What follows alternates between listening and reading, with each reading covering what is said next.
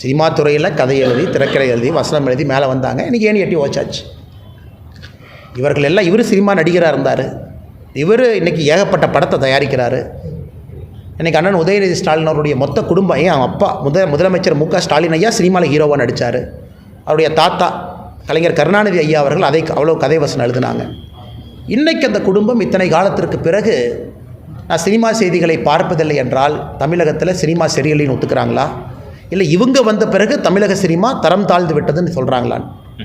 அதனால் அவருடைய கருத்து ஏற்புடையது இல்லைங்கன்னா, ஒரு கருத்து சொல்கிறாங்க, நான் பதில் கருத்து சொல்லியிருக்கேன்லங்கண்ணா. கருத்து சொல்லுங்கள். பிஜேபி பற்றி சொன்னீங்க, மணிப்பூரை பற்றி சொன்னீங்க, பதில் கருத்து சொல்லியிருக்கோம். அதனால் உதயநிதி ஸ்டாலின் அவர்களும் ஒரு பொறுப்பான இடத்துல இருக்கிறாங்க, துணை முதலமைச்சர். அதனால் மக்கள் ஒரு பொறுப்பான பதிலை எதிர்பார்க்குறாங்க அப்படிங்கிறது எங்களுடைய கருத்துக்கண்ணா.